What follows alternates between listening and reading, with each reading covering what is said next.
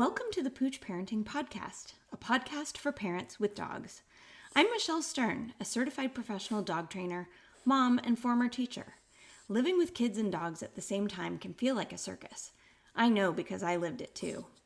Join us as we interview a variety of experts and parents to discuss topics that will make parenting with dogs easier, safer, and less chaotic. Also, you can love living with your dog again. I'll always keep it real, which might even mean that you hear the messiness of life in the background on occasion, but at least you know you're not alone. On today's podcast, I interview Matt Beisner. He is the host of the National Geographic Wild show called Dog Impossible. We had a really great talk about his role as a dad to 2 little ones and to 5 formerly aggressive dogs. Today's episode got pretty emotional with lots of laughs and almost a few tears, and there is definitely some barking, so be warned for that. Hope you enjoy. Matt, I finally got you here for our podcast interview. I am so happy that you're here to talk with me today. Yeah, me too. I'm really excited to be here. So Matt Beisner is the host of a show on NatGeo Wild called Dog Impossible. And he is here to talk to us today from the perspective of a dad who has experience with dogs who have aggressive behavior now or in the past. And he's living together with 5 formerly aggressive dogs and 2 little peanuts. And so we're going to talk a little bit about how to navigate those choppy waters and how to help other families make hard decisions and make steps towards improvement so that we can feel confident as a parent and dog owner. But Matt, I would love for you to introduce yourself before we dive in. Oh, thank you. Thank you for having me. It's a delight to be here. And I can't think of anything more important actually than this particular conversation for me, because I'm more invested in being a parent and caring for my dogs and being a decent dad and husband than I am anything else. So here I am. Matt Beisner. I'm a certified professional dog trainer with knowledge assessment, which means I know a thing or two about a thing or two. That test was awful, wasn't it? Yeah. Yeah, that was something. I made an emotionally sober decision, because I make those nowadays, where I was actually studying during filming. And we'd film 14-hour days, and I checked with myself, do I want the test? Do I want the certification?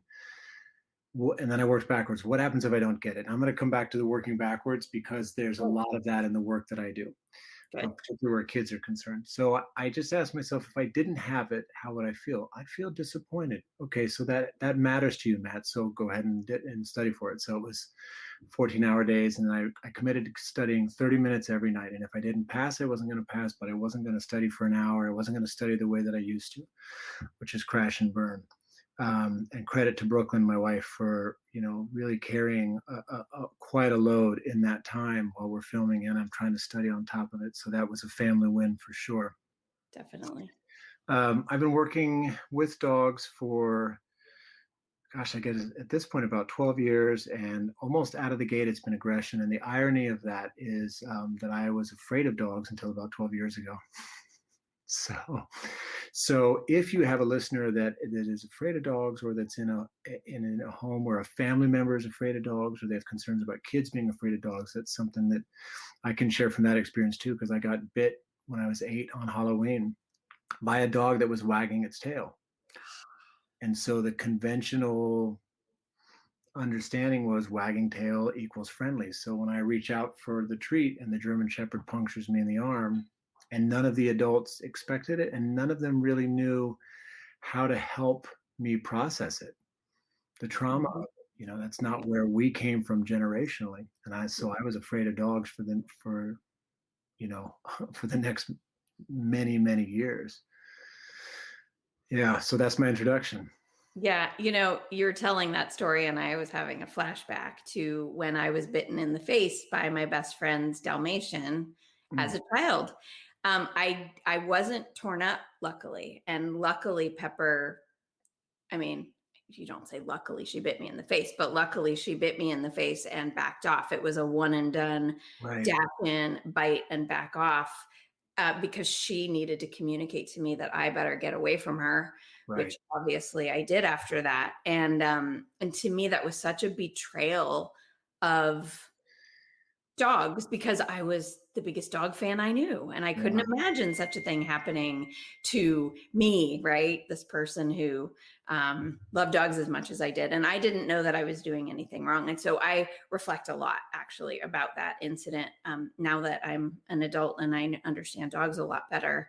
And I do actually, I'm working with a client right now to help their 6-year-old daughter overcome her fear of dogs. And Mm, it's a beautiful, beautiful process to see her blossoming and talking about dogs with her own relaxed body language.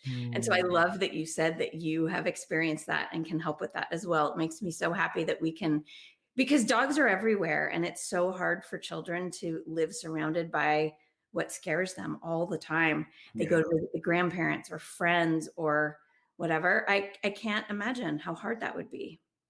And they would they'd cover a lot of those behaviors, a lot of the stress and fear. I just came literally before a podcast. I came from a session. Family got a dog. First time they've had a dog. It's a 6 month old. It's now 6 months old. They got it, I guess, at about 10 weeks as a rescue.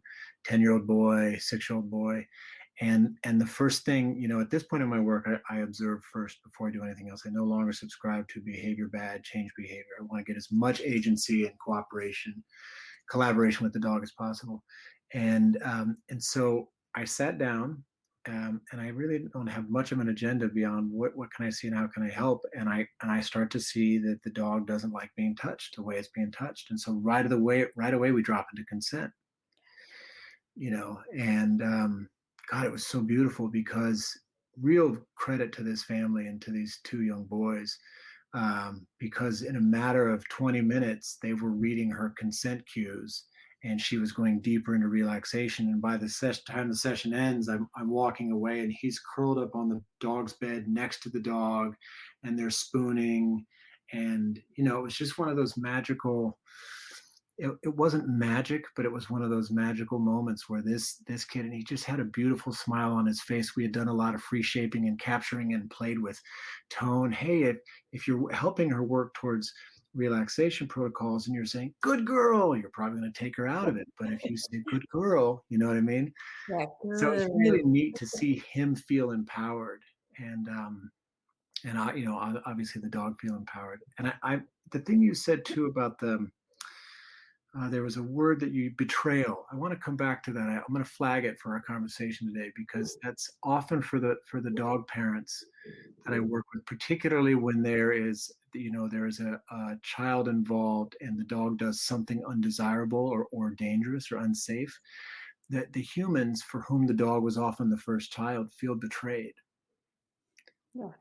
and there's a lot, we got to make a lot of space for that. And I would offer that the dog probably feels betrayed too, along the way. Yeah, I agree with you. There's so much emotion in the whole thing. I kind of joke that I'm, one part therapist, one part Hmm. marriage counselor, one part whatever, all the things. I'm many parts of many things. Yeah.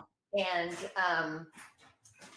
and at the end of the day, if we can't support the emotional needs of both the dogs and the family members, then we're not going to make any progress. Yeah. Because how do you make progress when there's fear or Hmm. reticence to even try things? Hmm. What you were talking about with these boys, it was such a beautiful thing because that changes their whole demeanor in their life and in their coming home after school or not wanting to come home after Right. school, Right. Oh, that's a right? great point. Yep. That's a great point. Yeah, that devolves into all kinds of things. Like, how come you want to keep spending time at the neighbor's house? Because the kid, I was afraid to say I was afraid of dogs. So my friends would invite me over, and I would go over to my friend's house with a German Shepherd, and I'd be terrified. But I didn't want to be the fill in the blank, judgment expletive word. I didn't want to be that kid that was afraid to come over to the fun house. Yeah. Awful. Yeah. There's a lot that people endure. That reminds me, actually, we should dive in. Tolerance, right? Yeah. That label, tolerance, right? You and I have heard over and over again, dogs should tolerate things. Good dog tolerates when you mess with their food. A good dog tolerates when you walk by them when they have their favorite toy, and people put all these labels on dogs about how they should be tolerant of stuff. And that is such a low bar, don't you think? Yeah. And kids too, like saying that you should be tolerant even of going to the fun house because there's a scary German Shepherd there. Why should you be tolerant? Why can't we set the bar for, you know what? No, I feel confident and safe and happy going to that house. Right. Why is tolerance enough? That's Right. kind of ridiculous. Yeah. Tolerance is I think inherent intolerance is suppression. And I think one of the things that we miss, that we are so challenged by as dog parents, dog parents, and then when we're having kids in the mix, or vice versa, we have kids and we bring dogs in. One of the things that we're so challenged by is the ability, our capacity to integrate the totality of the experience. Mm-hmm. Especially when, like for me now, my second kid is almost 20 months old. So I've been through some things before, but generally speaking, as a parent and on a limbic level, their safety I'm on such alert for their safety that if I don't have the practice that I have and the skill and the support that I have from a dog training standpoint, I won't have tolerance for dog behavior that is totally appropriate because it scares me. Oh, yeah. Yeah. Well, and it's interesting because what I see is almost the flip side, which is that parents tolerate an insane amount of inappropriate behavior because they don't understand dogs. So, for example, I saw a video yesterday that somebody sent to me to ask me if this was okay. And, because social media makes us think that certain things are cute. And when I see them, I cringe and I get worried. Yeah. And you would have the same reaction. But other people label it as cute and it gets hearts and it gets shares. And so somebody sent me a video of her son. He was probably about 4, rolling around on the floor, giggling, and their big shepherd playing with him. The dog was over him and they were interacting, but the dog was super focused on the boy's head and neck. I had to explain to the person, I said, this is a hard pass for me, but I understand that they probably love each other very much, right? I understand that. But the way that they are expressing their affection towards one another is in a dangerous display because your dog's focus on your child's head and neck inherently are problematic for many reasons. That some dogs in excitement use their teeth, or if for some reason your child triggers a predatory response and your child is utterly vulnerable and you're on the other side of the room taking the video and there's no way that you would be able to intervene in time. Right. And dogs don't miss. So if that dog did choose to react, it would not miss. And she said how grateful she was that I was willing to, share that with her. She said, I had a feeling it wasn't right. So it's an interesting thing, right? So you and I are very, I would rather have my dog leashed if I have toddlers visiting because I want to avoid a problem rather than what I think is more common, which is let's throw everybody in the same room and see what happens. And I'll only intervene if actually something specifically dangerous happens. Yeah. Does that make sense? Yeah, it does. And I think about safety, it is true, the saying that at some point, management's always going to break down. So I think about safety plans, as safety management plans. I think about them a lot in terms of support. A safety plan that is airtight is probably not a good safety plan because parents and kids aren't going to be airtight. So I have to allow for flexibility and everything that's about, that's messy and full and rich about being a parent and having a dog. So and knowing at this point in my work that a dog needs to know that it can go away from the threat or make the threat go away. And for your listeners, if it's helpful to think about threat just in terms of pressure, Did I get a ding because that was such a good statement? Yes, that was classic. My daughter texting right at that time. Well played. I just texted her. I'm about to say something really important. Get ready to text your mom. Oh, yes, thank you. It So, was yep. good timing. So, when I think about just applying pressure, a dog on leash gives us ability to move elsewhere. I can follow the dog's cues. Um, that's different than a dog that's crated, and in which case it can't go away from the thread. And so I better make sure that I've set this up differently for the dog, which is, in all of that's different than we have a dog. For example, one of my dogs, Nama, our pit bull, we named her Nama so we could say namaste. And then we named our blue nose pit, because we have names for dogs we don't even have yet. Note for your listeners: you can have as many dog names as you want. You can't have as many dogs as you want. Oh God, yeah. But so with Nama, she's so clear. She's so gentle. It's very clear what's going to happen. So we'll give that a different setup than we would our 15-year-old Jindo with a history of human punctures. But the Jindo can also have an above tolerable experience. He can have an enjoyable experience with the family if he's set up right.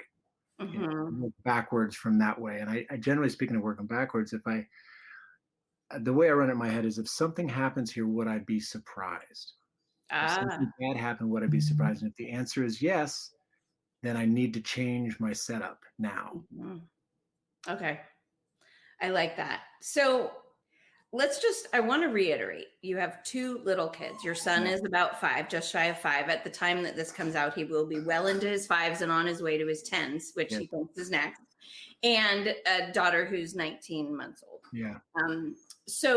But you've got 5 dogs, right? So I want to address a couple things. Number one, just a multi-dog household in general adds a level of chaos, even if there were not children in the picture, right? So I want to talk about just the dog juggle part of it. But what I really want to get into is the idea that you've got children with dogs who have a history of aggressive behavior. Right. You noticed, I'm sure, but our listeners may not notice. I did not say they live with aggressive dogs. Right. Because I don't like a label like that. I can say aggressive in the sense that it describes a type of behavior that they have had or are exhibiting at any given time, right? You can have done something aggressively. So your dogs are not aggressive dogs per se, but they have done things that other people might not feel is safe. So how do you even decide to bring kids into a house that has these dogs? Yeah. And was that a question that you and Brooklyn had to juggle before your first baby arrived? Yeah, it was. And thank you for the question. We sought help. We looked at what was out there. Those that were doing that parenting and dog work and stuff that we responded to, and we did a lot of introduction and integration in the beginning. Desensitizing or counter conditioning the dogs to sounds and sights and smells, and there was a lot of stuff in that. But what we did that was very eye-opening for us was we did the fake baby. And we had a baby that it had to make sounds. It was almost like it was really weird. It's like a black market thing, finding a fake baby that made the kind of sounds we would want to work with. It's like what you probably give a high school kid to try to get them not to have sex. Yeah, right? It was a home abstinence. Yeah, one of those. Exactly right. Yeah. So we did this thing, a couple months shy of term. We did this thing called the baby date. We were in this phenomenal, shout out to Graceful Birthing Center, which was in LA. I don't know if they've survived the lockdown and the quarantines, but we were in classes there. And one of the things that I learned is that the oxytocin levels for the new parents, particularly for the mother in the first couple hours, they'll be higher than they will be at any other point in your life, and even for the first couple days. So I thought a lot practically about how people set up the logistics of bringing a child home. If you already have dogs, do your dogs go to friends? Do they go to a daycare? All of that. So we figured we've got this fake baby. we know that when we come home with the baby, we're going to be oozing oxytocin, which means we're not going to be in our right mind, right? Which means we've got to have really good habits with the kind of dogs that we have. It means I'm on dog duty because my wife is going to be solely focused on what's happening with our son. And we got this fake baby, and the baby date is this really delightful thing that I've been recommending for years. We had to drum up oxytocin. We knew we weren't going to have another date alone for the rest of our lives. And we had the fake baby. The dogs had seen all of the gear. By the way, there's a ton of gear. If you're an expecting parent, and if you happen to be like me, and one day you find yourself in Target and you look down the aisle and you see strollers and you say, wow, and then you wonder what happened to you, I get it. So we went out, we had this fake baby. They'd met the carrier. They'd investigated the carrier before, but they'd never met the fake baby. We had the fake baby in the car, which you could get away with because it's fake. We went on this baby date to a place we really liked, and we talked about a bunch of things that we liked and loved about our dogs and each other. Oh, that's so sweet. And we made a point of, enjoying that, and we were cognizant that that was going to be drumming up oxytocin. So we came home with the baby in as much a euphoric state as somebody who's 7 months in, and a guy who's trying to run a facility can be. And we set the fake baby in the carrier down on the coffee table. I would never recommend this with a live baby, but I want you all to know how we went about it. And we did it, and we pressed all the different settings, and we gauged our dog's responses. And it wasn't the husky wolf with a serious bite history that concerned us. It was neither of the pit bulls, who are remarkably gentle, have never bit a human. They've been dog aggressive. It wasn't the Jindo with serious human bites. It was the terrier. And the terrier he was clearly stressed about the presence of this thing. And Brooklyn and I we didn't expect this, and we had on short notice, had a clear and deep, earnest conversation about whether or not we could keep our terrier. And we decided, he actually is the dog that I got when I was still afraid of dogs. We decided that if anybody was going to be able to make it work, it would probably be us. And so we would make an effort, but we would stay open to what was going to be best for the family, including the dog. And we were the people that, at least, however much that might hurt as a decision, we had enough perspective to be able to make that decision when and if it came to that from an emotionally sober place. Mm-hmm. And that was the beginning. And at that point, also with dogs, that, being able to help dogs in safety and management in terms of aggression, we had good practices anyway. So then adding our son into this, and knowing, as so many of you, as you do and your viewers will, that one of the amazing upsides of bringing a child into a dog family is that the dogs, if it's okay for them, they'll have a long ramp up. That kid at 10 weeks or one day is going to be different than the kid at tummy time at 5 months old. Yeah. So what I can often say to people is, if we have a life that meets your dog's needs, and we have a reasonably safe setup, that's my barking contribution. And we have a reasonably safe setup. If we have a reasonably safe setup and we got good practice, then you actually have several months to explore your ability to handle this as a parent, and if this is a good fit for your dog. And in many cases, I will say to people, here's a plan. Call me if anything goes awry. Let's talk every 2 weeks in the beginning. Let's talk every month for a few months after that. So next thing we know, we're at 5 or 6 months old, and everybody has been able to make progress. That's right. Typically how it goes. Yeah. It's different once the baby becomes mobile. In the beginning, they don't do much, but what is difficult is our ability to multitask, because the baby's needs, they come when they come, right?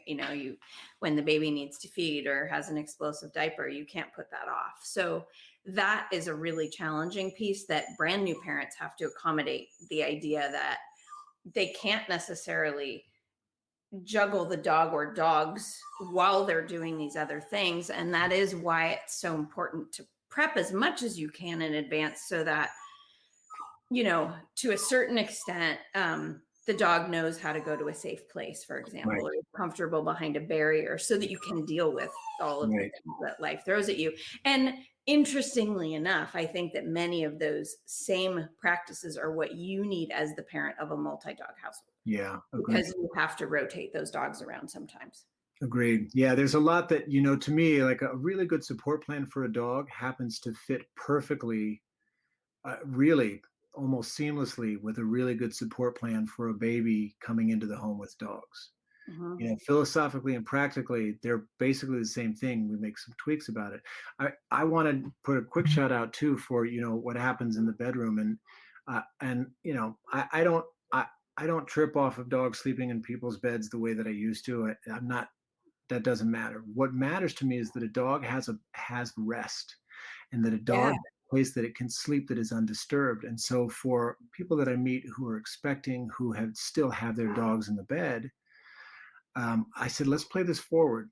You're not going to be sleeping because you're going to be a new parent. Neither you're going to be sleeping. Your baby's not going to be sleeping. How do you think that's going to work for your dog? And then when we're expecting the dog to be able to, back to your word, tolerate, at the very least, if not actually feel secure and engaged in this new baby life, how's your dog going to do that, on sleep deprivation? Very badly. Very Yeah. badly. Yeah.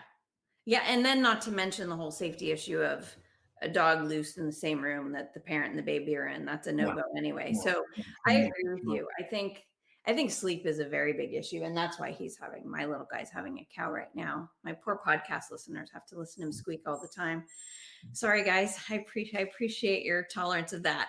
You said that it can be a seamless integration when you add children when you're already a well-managed multi-dog household. Right. Was there anything new that you added to the mix when you were bringing children in? Or can you describe any of that? Any equipment or things like that? I think that honestly, that the thing that was new, that was incalculable to anticipate, was sleep deprivation.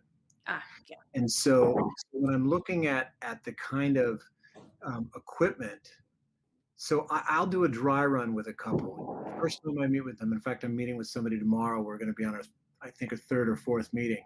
They're coming close to term. I'll do a dry run and I'll say, okay, let's imagine that you're more exhausted than ever. You're not going to think straight. You're not going to sleep straight. You're not going to hear things right.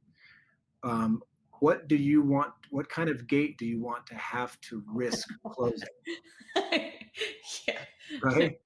I mean, little things like that we didn't think of the first time until I was stepping over the flexi gate, not the clip that you open the gate because it's fixed on either side of the wall, but I'm stepping over this effing flexi gate for the umpteenth time with a 10-pound child that feels like it weighs 50 pounds. No.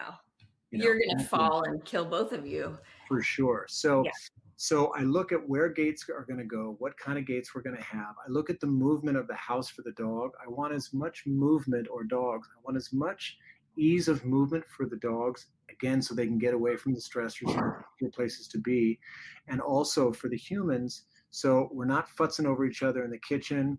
The baby's room can be a private space. The bedroom can be a private space. Sometimes we've got to get creative. If it's a one-room studio, for example. But how can I help a dog if I've got a baby in one hand and I need to help a dog get outside? What kind of gate am I going to open? What kind of physical obstacles are going to be in the way? How do I have to, do I have to move furniture around? Those kinds of things. Right. And then also with the sounds, some of the stuff that the dogs needed to be able to feel comfortable with. We introduced a lot of that stuff early on because now we're on baby monitors. Oh yeah. And that's a weird sound, and it's going to beep. Oh, the battery's going to go out. Oh crap, I forgot to turn that, replace the smoke alarm battery, and that's going to go off, and we're going to freak out because our baby's not going to sleep. And so a lot of this was just, we do a lot of logistical walkthroughs when I'm doing it with people. And your dogs never, and we always add yet to everything. My dogs never jumped a gate. Yet. Mm-hmm. My dogs never tried to steal food from a kid. Yeah. Right? There's a lot of proactive stuff that we try to do, especially my membership that I have for parents, because as you were saying earlier, that things change with time. And that's the other thing that a lot of new parents really forget, is that they think that they're in the clear because they brought the baby home and the dog was fine. And so we're good now. And I said, well, I love that you're optimistic. That's great. However, every time your baby or dog goes through a developmental change or shift, or age development, whatever, things change. And we know that dogs have different fear periods throughout their lives. We know that children have sleep regressions as they're learning to potty train, and as they're getting language, and as they're developing motor skills, fine and gross, that we have other implications for behavior change. Right. And when they all engage together, we can have bad chemistry between dogs and kids, right, at any of those stages. So also, to your point, sorry to interrupt, Michelle, but placement of let's, like, if the food and water bowl that has been in a certain place historically, and we're thinking ahead to where that dog might be and where we're at moving 6 months from now, or where I'm walking and I might trip over it, we want to make those changes now, so that that's not an additional stressor for the dog when the baby comes in. And sharp corners. Don't wait until your kid's 6 months old and you got to reach underneath to grab a dog's leash, and then somebody named Matt whacks his head on the table and has yet another effing concussion. And I don't, for your viewers that are listening and not seeing, I don't have any hair. I gave it up for Lent years ago. And so what happens is that, like, I hit a sharp corner and now I have a gash, and now I'm about to go to a private session. So get the corners covered. Yeah. Well, and you were talking about water bowls, and I was actually I thought you were going to go somewhere different with that, which is to say that dog water bowls are really great magnets for crawling toddlers. Yes. Who love water play. Yes. But not all dogs enjoy sharing their water bowl with kids, right? And so that's a really great, like, example of what I'm talking about, that, with ages and stages and all of these things, that we have to, like you said earlier, be flexible. You have to roll with the punches and modify things constantly over time. And that what isn't an issue right now may become an issue later. Right. So when you have, if you have an infant, you're not really thinking of throwing a bash when your kid turns 5. Right. But eventually you may throw a party at your house, a birthday party with a bunch of screaming kids around the house. Yep. How on earth are you going to deal with that when your dog is barely used to the 2 kids you've already got, let alone the fact that you can't predict? This goes to your yet statement, that you can't predict how those neighbors' kids feel. Because I think about you visiting your friends. You came with fear, but maybe those kids come with the opposite of fear, and they think, like I did, the reason I got bit is that I thought I knew more than I knew. And so I wasn't afraid, but I had no business approaching that dog, but I didn't know that. And so you get kids who are overconfident, or they think, well, my dog at home is friendly enough or tolerant enough that I can do X, Y, and Z to it. Therefore, I can do X, Y, and Z to everyone else's dogs.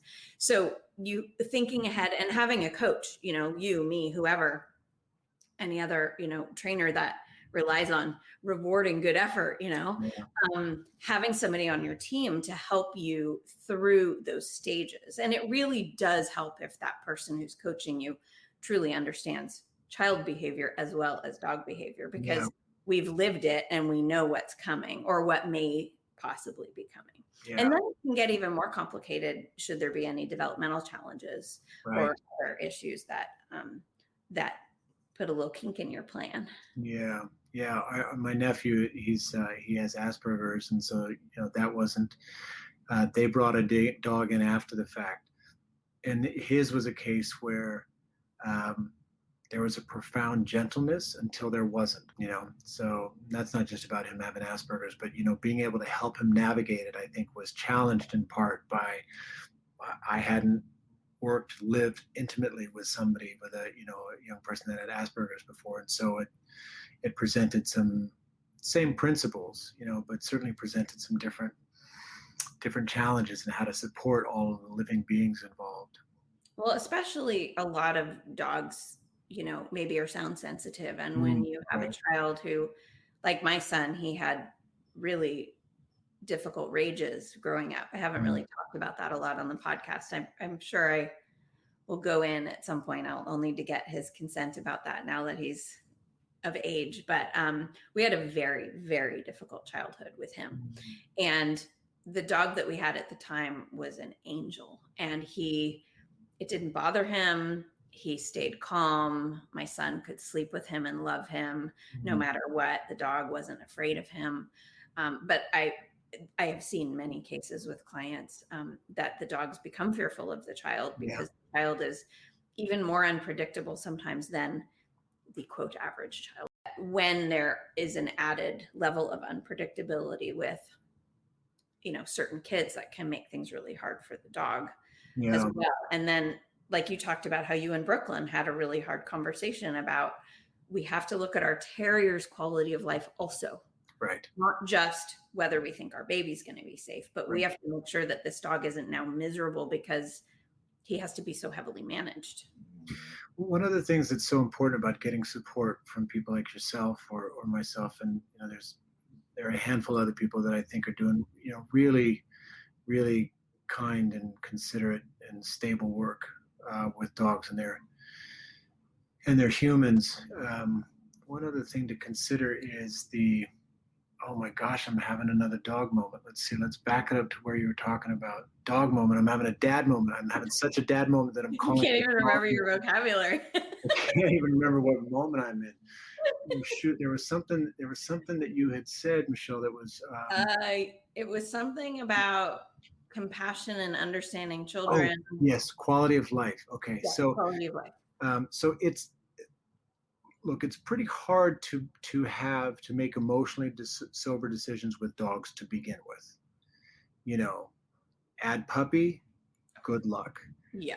Add new parent hormones and chemical changes, good luck. So when we're thinking, to the extent that any of us get the rare opportunity to work with a family to be, or a dog family to be that already has a young human in it, to the extent that any of us get a chance to work with you ahead of time, and I'm using the royal you to anybody that's listening, that for people like yourself and me, like, that's gold. I can't believe I get to get into the house ahead of time. I'm not going to do damage control. I love that. Right? Yeah. It's amazing. It's so amazing to be a part of that experience. One of the reasons why that's really important is because it is highly likely that you, the expecting parent, will lose your capacity for emotional sobriety, which when it comes to making decisions about the well-being of your dog, the expecting father or mother in you will understandably say, but I love him so much. And I want to be clear, I don't want to rain on anybody's parade or be the, downer Dave, but I want to be clear that loving a dog is not enough. Love is an emotional experience. Loving a dog is not enough. What love has to look like is the practice of daily care for each other. I cannot stress that enough. I was in a home once where, I'll never forget it, where it was clear that the expecting couple, the dog was suffering, and it was clear that the expecting couple did not want the dog off the bed. And I said, I'll tell you what, I'll make you an offer. You don't even have to pay for this session. If you try something and I'm wrong, you don't have to pay for the session. In fact, I said, if you want me to, I'll leave right now.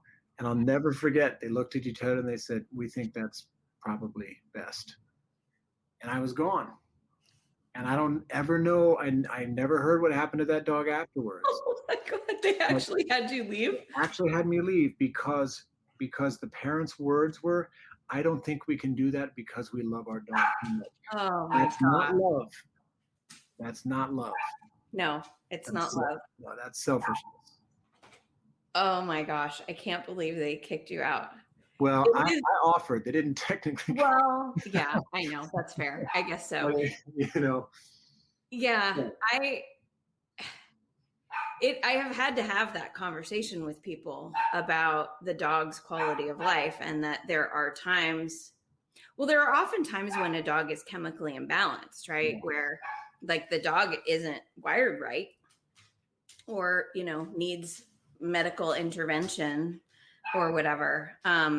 and is just not capable of being relaxed or safe or happy. And it's not fair to keep a dog jailed just for the benefit because we have him. Having it in a box all the time, that's no quality of life, right? So then what does that look like? But we're going down a rabbit hole that is not where I had intended, which of course I'm not at all surprised. But I do want to steer us back. Please. If I can drive the ship back to where I wanted to go. So you in Brooklyn, you do have some difficult decisions to make, right? You have dogs that have bitten humans before, and now you have two challenges. Number one, your dogs are older, which means that sometimes I have a 13-year-old, almost 13-year-old right here. Not the noisy one, by the way. She is arthritic and ouchy.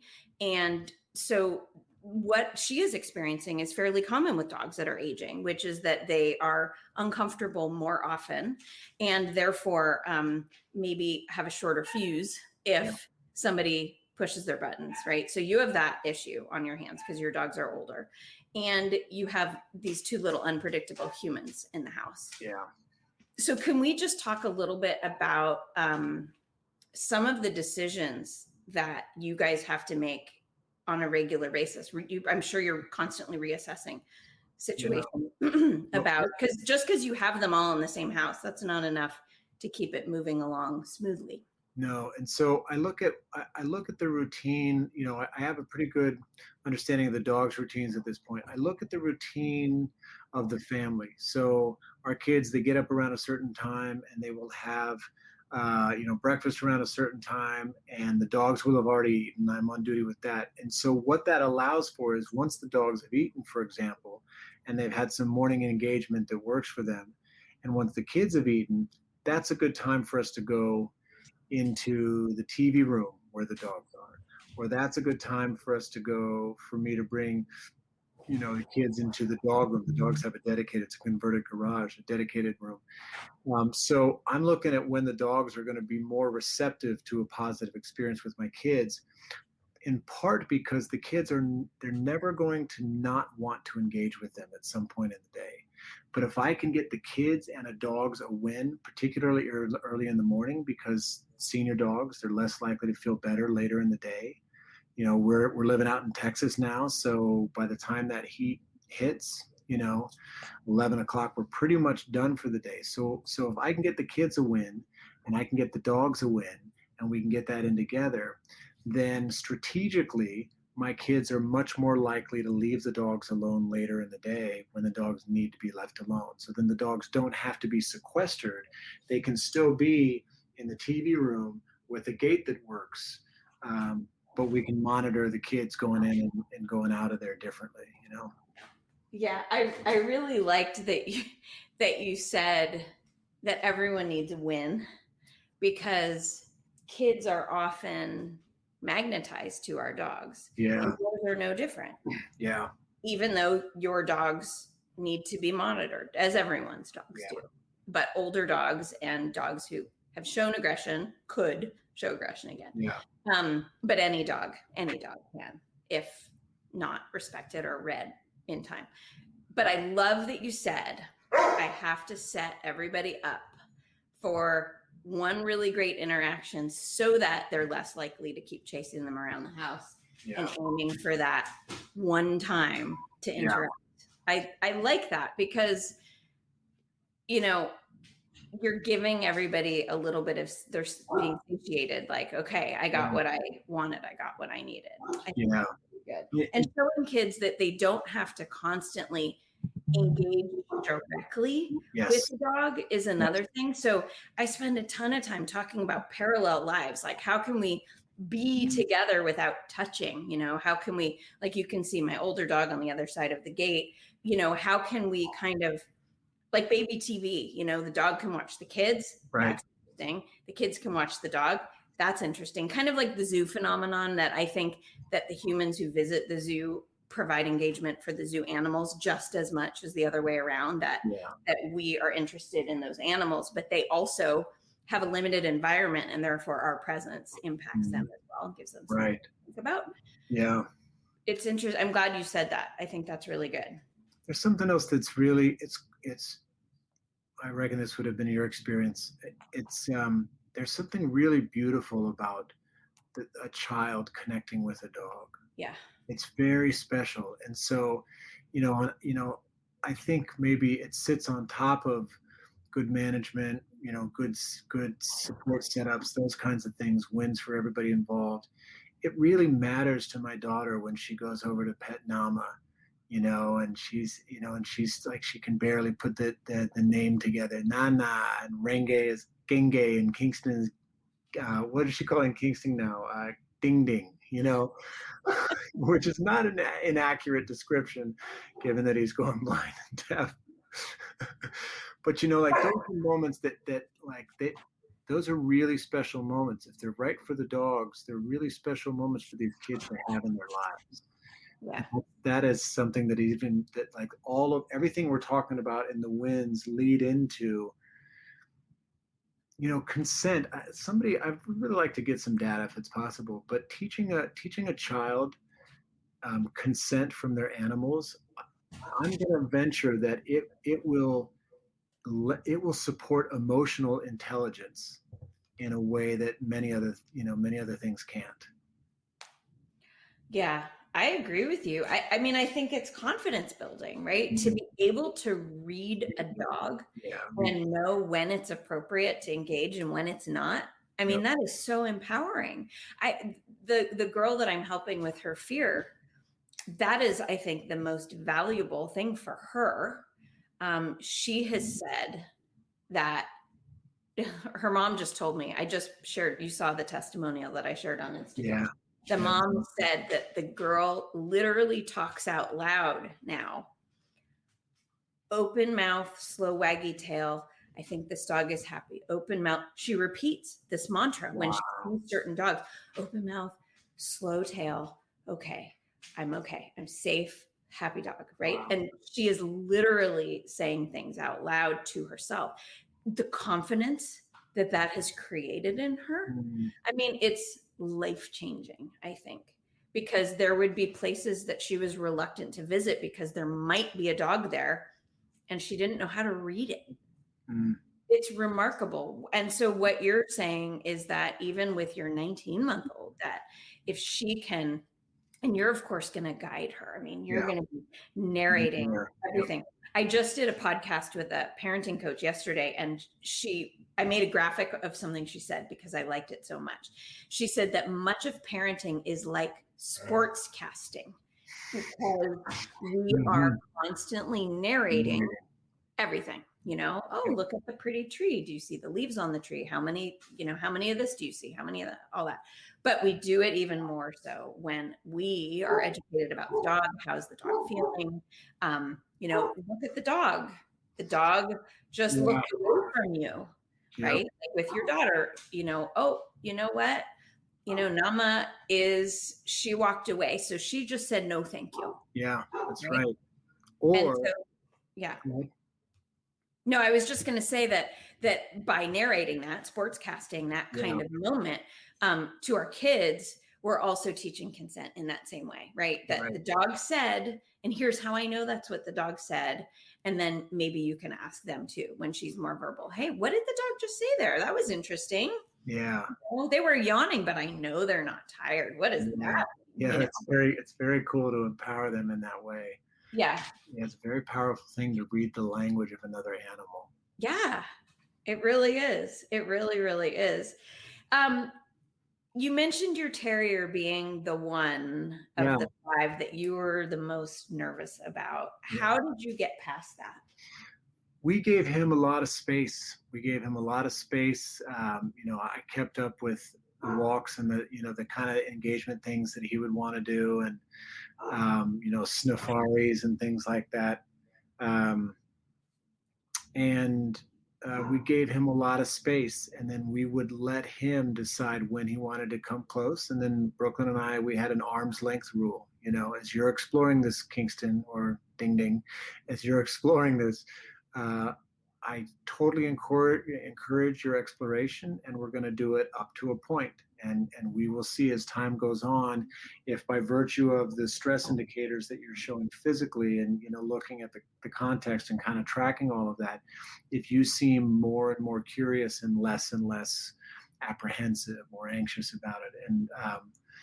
And I was really conservative. I'm actually curious your thoughts about this, Michelle. I didn't have our dogs make contact with our son until, well, I wasn't even planning on it. I think one day Brooklyn did it. He was about 5.5 months old, and they gave him a little, kiss on the face, or they kissed his feet. I know some people day one, they'll let the dogs lick the feet, but I knew the kind of dogs I had, and I just thought, there's no reason for me to rush this beyond what I want out of it. There's no reason for me to rush it. Right. I second that. Yeah, I agree.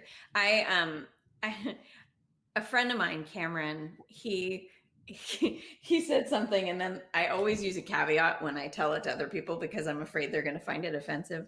But what I say, because of Cameron, because I thought it was so clever, was that you should act like bringing home a baby is like bringing home a new lamp or a bag of groceries, right?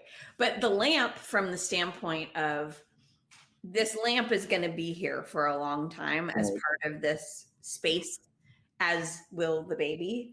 And we just need to learn to live around the lamp. Yeah. And we don't need to have a relationship with the lamp, right? So I know it was a funny analogy, and some people find it offensive because their new baby is the singular most exciting thing in their lives. And it should be. They created this new human being. That is remarkable. And I'm not at all belittling the value of your new baby ever. However, I do think it's a really interesting analogy because from the dog's perspective, it is just something else that's part of life now with this family. And you don't need to engage with it because they have a lifetime to build a bond or to build a relationship together, know, and I don't think it should be rushed. And, if eventually you're comfortable with the arm's length rule and you don't feel that the dog will make any bad decisions, then maybe a quick lick of the toes is fine, a drive-by or whatever, as we say. But I do get pretty nervous when I see these obsessive licking, because licking, you and I, we know it can be stress. And I do get a little bit nervous around some of the more life-sustaining body parts. Yeah. Agreed. Like the head or whatever. Yeah. I don't want to derail you. There was something I wanted to add, but I wanted to make sure that we're okay. Yeah, go for it. This is a good place to share this. I don't know that I've shared this publicly, and I want to offer this as support. In everything that we've talked about, we had an event, a really big event. It was preceding the launching of season 1, and there's something, there's a big press junket. So I was put up at a hotel in Beverly Hills, and there's a whole thing around how this goes. What's important about this is that it was a very large, once in a lifetime experience for my wife and I. So we set the dogs up before we left with the sitter. We set the sitter up with our kid. There was no direct interaction. When my wife left to come home to take care of our son, I was still at the event. Our senior dog, Pierre, Husky Wolf dog Pierre, who had been, our son's name is Talon, who had been Talon's dog in every way that you would hope for, was not well. We later learned that, it was cancer, but he wasn't well. And so in the excitement of my wife coming home, I'm speaking on her behalf, but this is the way she relays it. In the excitement of her coming home, she and the excitement of seeing our son, and it was a big deal because we left him alone for the evening. There was a lot that was about that. The reason why I'm prefacing it that way is that when Talon, in his excitement, was in the dog/TV room and jumped on the couch, which we wouldn't normally allow, but because we just got home, my wife just got home, he jumped on Pierre and Pierre bit him in the face. Oh. And it was,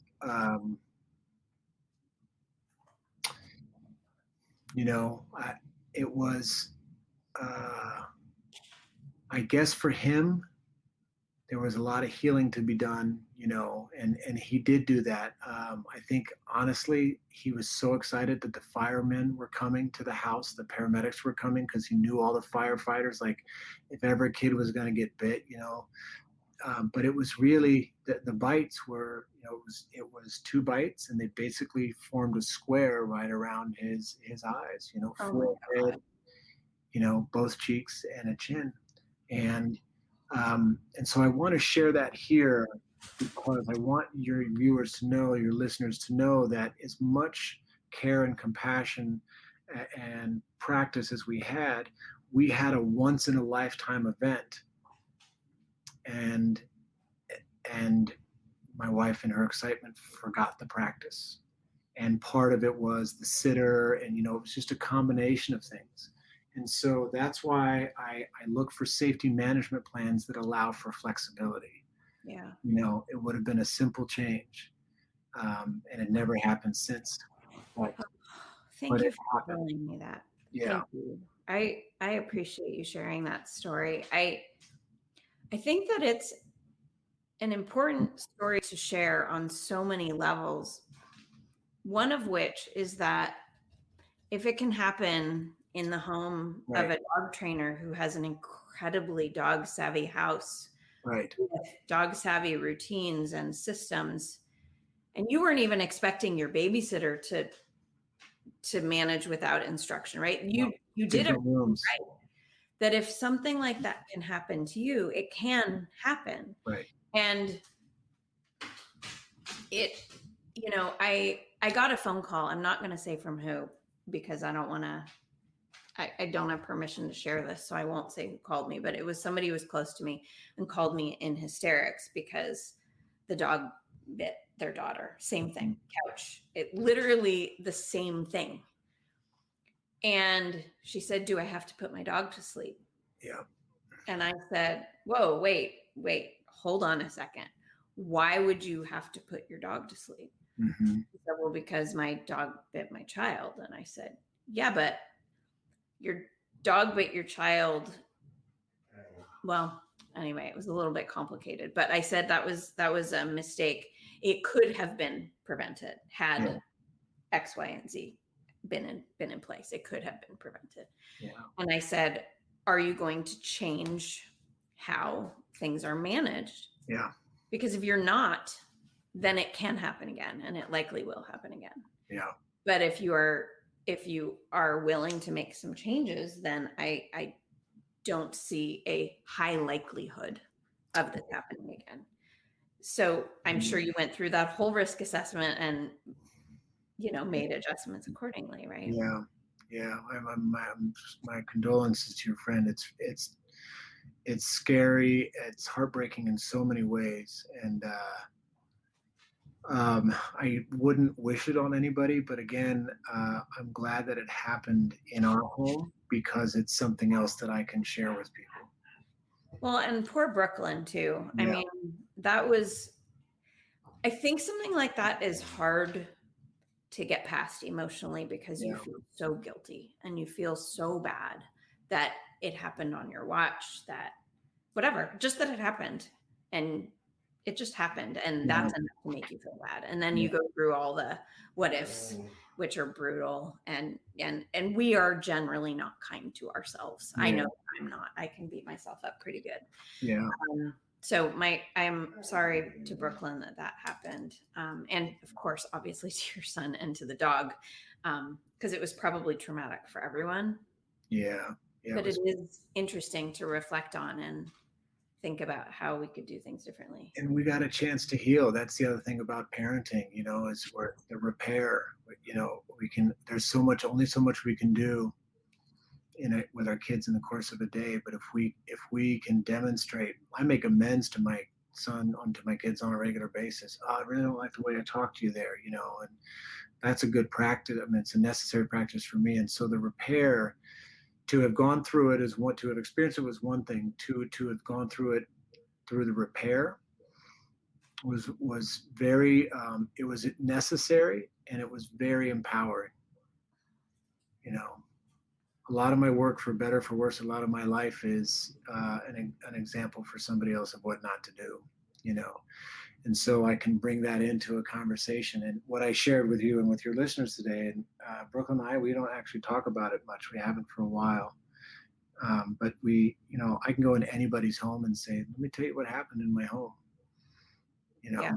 And so I think really through everything in here, what I hear you saying, and I think a part of what I hear embedded in the spirit of your podcast is you are not alone. That's the thing. I want to let the dogs know you are not alone, and I want to let the parents know you are not alone. I want to let the kids know that you are not alone, and I want to let the family members that will help raise the kids and support the parents and the dogs. You are not alone. You are not alone. It can really feel like you are, you Yep. know, it really can. Yeah. Things are hard, but I appreciate you sharing that and, you know, being here and talking with me about some of the challenges that we have to think about on a constant basis when there are kids and dogs in the house, and that you and I likely don't take things for granted. Mm-hmm. I think. Yeah. Yeah. And don't just wait and see what happens, right? We try to be very deliberate about how we set up our environment so that we can try to keep both our kids and our dogs safe. And when I say safe, I mean physically safe, but also emotionally safe. Right.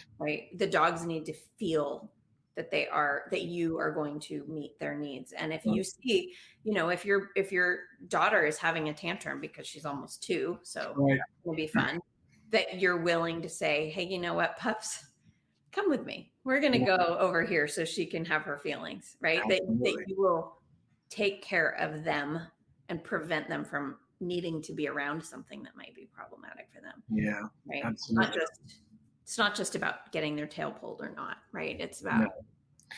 No, I'm so glad that you're calling that out. That's really important. It's vital to the well-being of the family, to the wellness of the unit, you know. Because if I'm not, my wife's primary responsibility is taking care of her kids. If I'm not going to take care of the dogs, who's going to? You know, if I'm not going to advocate for them, who's going to? Well, and put them in an emotional corner, you know.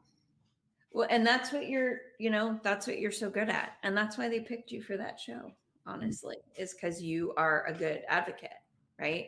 For dogs who might be making bad choices, but they're doing it because they're generally terrified. Yeah. And how do we help them to feel safer so that they make better choices? That's right. Yeah. In case your listeners haven't heard it recently, roughly 90% of aggression is fear-based. And that was a revelatory understanding for me because I have a visceral response to aggression, in part because of how I grew up, in part because of behavior I practiced along the way. But when I heard that as a stat, what that made room for was consideration. All of a sudden, these dogs had a chance that they didn't have before because I was willing to see them in a way I hadn't seen them before. Mm-hmm. That's hard to do. Yeah, you know? It takes practice. It does take practice, and I really do appreciate, and you've said this before, but I'll reiterate it for those who haven't heard it before. I appreciate your willingness to grow publicly and to share what you're learning along the way. That the reason a dog is acting that way is because of how it's feeling, and so what can we do differently moving forward? And I think what that does at the end of the day is it opens the door for a lot more compassion from everyone. Yeah. And your compassion for the dogs is so apparent in everything that you do. It's really wonderful. Thank you. And I have not seen any of the newest episodes because I don't have cable, and so I have to figure out how to watch. Hulu Live. Okay, I have Hulu. I don't know if I have Hulu Live. Is it? Hulu Live is I probably cost you a few more bucks a month. Okay. I'll reimburse you if you want. Oh. You don't have to pay me to watch your show. I'm sure I'm going to enjoy your show. I'll figure it out. I'll find a way to watch it. But interesting, the first episode is not a show plug, but the first episode is about a couple with a newborn and a dog whose aggression has escalated to the point, I mean, literally puncturing the dad. Oh. And their question is, can we keep this dog? Oh my gosh. So it's like the story of my life is your episode. Okay, well now I have to pay to watch it. Yep. Okay, fine. That was just mean. That was a tease. You did this to me now. Okay, good. No, that's really good. I'm glad, because that's a big question for a lot of people. And I'm so glad that you tackled it, because, well, now I have to go see what happens. Yeah. I'm all excited now. Anyway, I'm going to let you go. I really appreciate you spending so much time with me. Yeah. And making me laugh, which is what I fully expected you would do. Yeah. So thank you for that as well. I know that we will be in touch. Please tell our listeners where they can find you online. Oh, thank you. I'm glad you said online, because I'm about to give out my address. Yeah, I don't know that you should do that. Yeah, I do know it's Austin, right? Austin. You can find me roaming the halls. You can find me on Facebook. It would be Matt Beisner. Instagram's Matt_Beisner. Beisner is Beisner, MATT, 2 T's, Matt_Beisner. YouTube would be Matt Beisner also. And I think those are the 3 major platforms that I'm on. I don't hang around TikTok too much, so you're not missing much there. And then season 2, Dog Impossible, is currently on Hulu Live, NatGeo Wild channel, and Disney Plus is TBD. They just roll it out at different stages. So that's where it's out, Sunday nights at 10 o'clock Eastern. Awesome. Well, I really appreciate it. Thank you so much for talking with us. Thank you, Michelle. About raising kids and dogs at the same time.